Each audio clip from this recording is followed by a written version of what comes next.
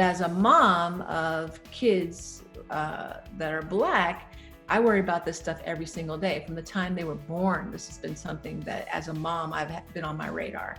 Holly Robinson Peete is one of Hollywood's most dedicated activists, working hard to enact change with the Black Lives Matter movement, especially when it comes to her 22-year-old son, RJ, who has autism. We're starting this initiative for RJ's Law, which essentially would have notification on driver's license to indicate that the driver has autism or is on the autism spectrum. The 21 Jump Street star joins ET for a wide-ranging interview, and not only does she reveal the secret to her 25-year-long marriage to former NFL pro Rodney Peete. People say marriage is 50-50. I say marriage is 100-100. She also praises their 22-year-old daughter Ryan, who came out publicly as gay during Pride Month. I was just proud of her. She's a spectacular young lady. Holly is also busy as ever with 3 new Hallmark Channel projects, and even teases if she'd ever make a return to daytime TV. I absolutely loved daytime TV. I'm wide open to it. I would never say no. In the last, month and a half, there have been protests against racism, protests against police brutality. How did you feel going through this whole movement, this Black Lives Matter movement? Well, so as a Black mom of 4, I have, this isn't my first rodeo, right? But as a mom of kids that are Black, I worry about this stuff every single day. From the time they were born, this has been something that as a mom, I've been on my radar. And so it wasn't like some new thing. I think what happened with this is just, between the pandemic and just the sadness and the cruelness of this one incident and the timing of it really, helped kick this movement forward. That said, as a mom, this has been something I worry about a lot. About 4 years ago, when RJ, my son with autism, started driving, it was a big deal because they said he would never drive. And when he started driving, I was worried about him every time he got behind the wheel, because what happens if he gets pulled over? He has autism, he's quirky, he's different. How does he respond to demands and commands? And how do I keep him alive? Because we've seen that can end bad. And so we're starting this initiative for RJ's Law, which essentially would have notification on driver's license, and maybe in some cases on even license plates, to indicate that the driver, the registered owner, has autism or is on the autism spectrum.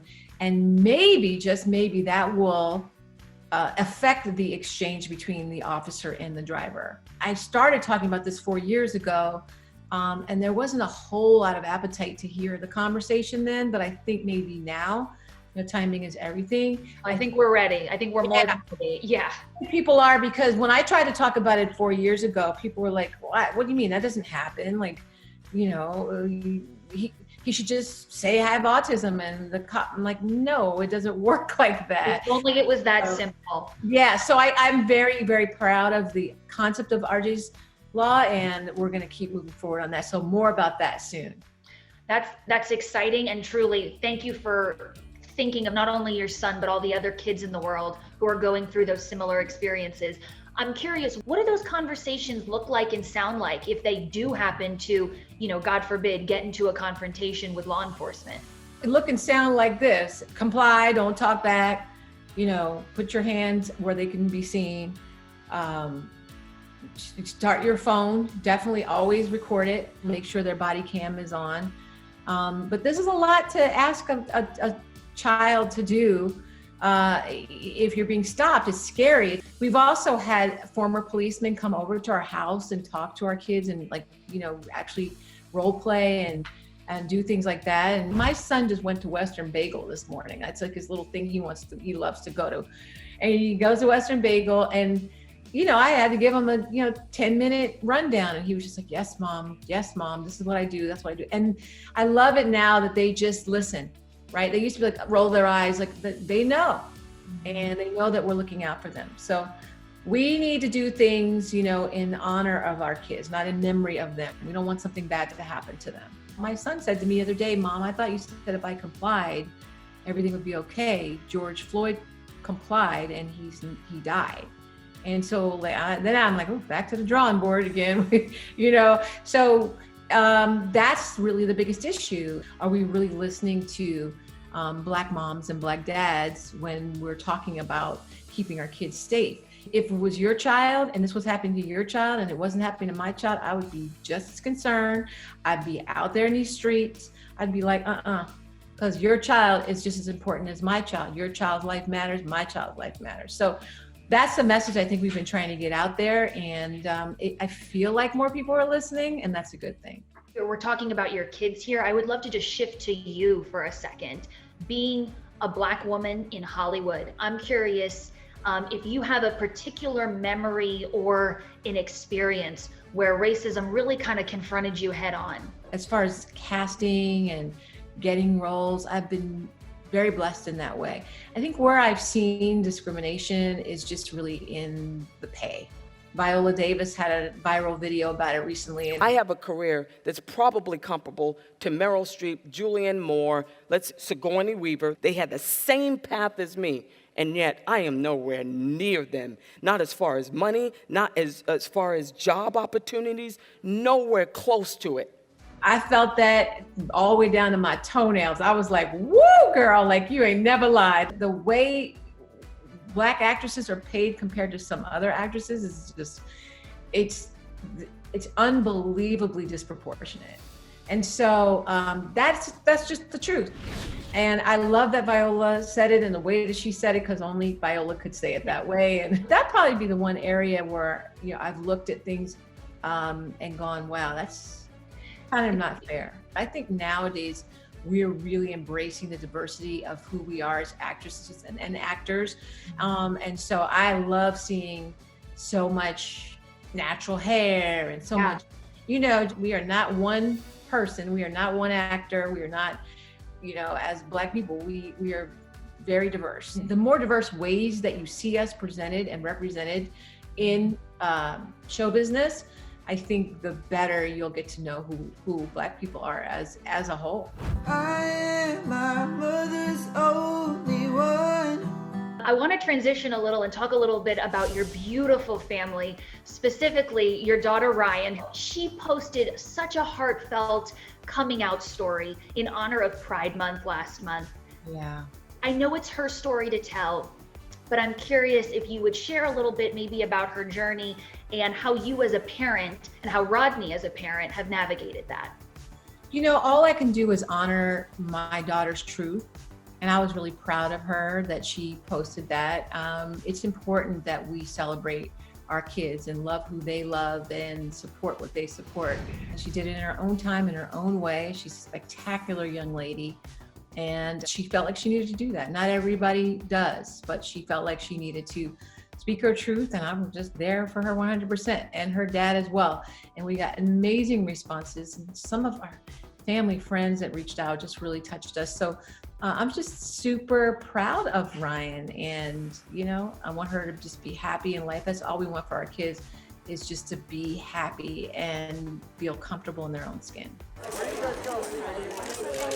You have been married for 25 years. I have to congratulate you on this big milestone anniversary that you just celebrated. What does it feel to reach such a pivotal point in your marriage? We were kind of bummed because obviously such a big milestone of 25 years fell during this pandemic, and we couldn't have that big, you know, splashy celebration that we wanted to have. We were gonna go to Mexico. A friend of mine has a hotel. We were gonna bring couples. We were gonna do it big, but that turned into a socially distant serenade by Jeffrey Osborne. Lovers come and then lovers go. That's what folks would say. 25 years is a really big deal. What is the secret? For us, it's about being on the same page, right? Sometimes we, you know, as people, you drift, and you have to make a conscious effort to stay together and stay focused on what's important in your marriage. And so, you know, people say marriage is 50-50. I say marriage is 100-100. Meaning you got to give 100% of yourself 100% of the time, and you've got to constantly be on the same page. So that's not always easy. We call it same page love.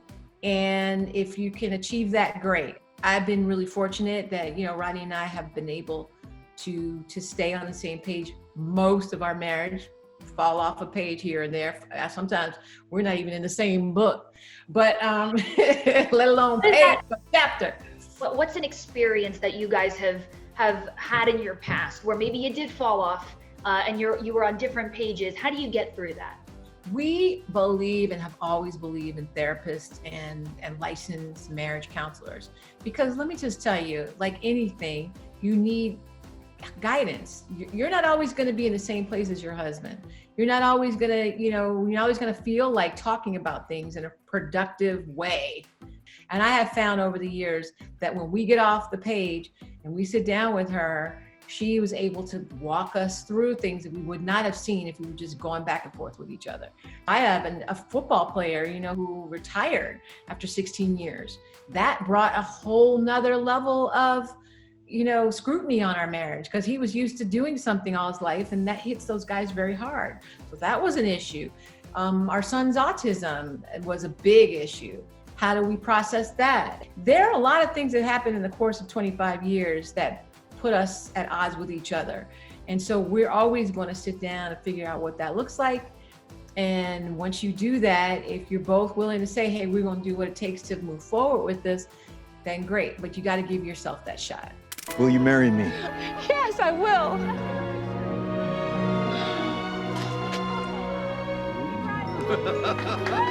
Through all of the chaos going on in the world right now, you have still managed to find a way to be one of the busiest women in Hollywood. You have so many projects at the Hallmark Channel. I have truly lost track. Trust me, as an old girl who's been doing this a long time, when somebody says you got 3 movies coming up, I am like on my knees, thanking God, because I'm very, very blessed to be able to be working. And even right now, we have Christmas in July going, and it's been fun watching, some of my evergreen movies. Now we got Evergreen 4 coming up, so that's going to be really cool. And just the idea that we have content that lifts us, that gives us good feels right now, much needed.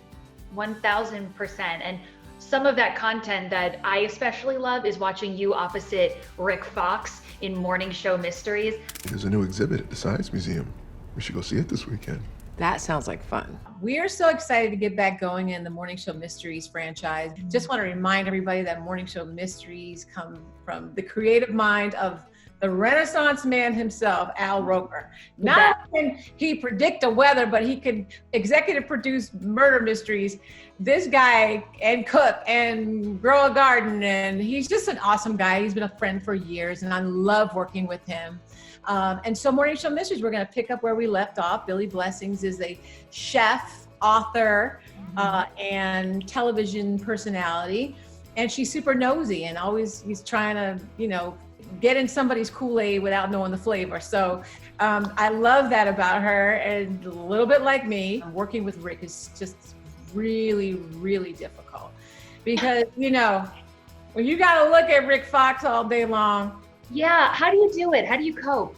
I don't know, girl. Somebody got to do it. I just take one for the team. No, but he's also a dear friend, so that's super fun.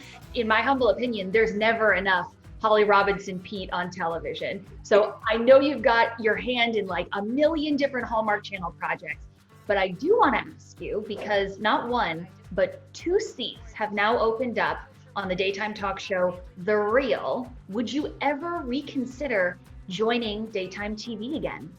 I absolutely loved daytime TV. When I did the talk many years ago, it felt like it was like a pair of socks. Like I just felt so comfortable in that role. Unfortunately that situation wasn't quite right for me, which is cool. And, you live and learn. But subsequently, I've looked and entertained some ideas about doing some daytime. So I'm wide open to it. I would never say no.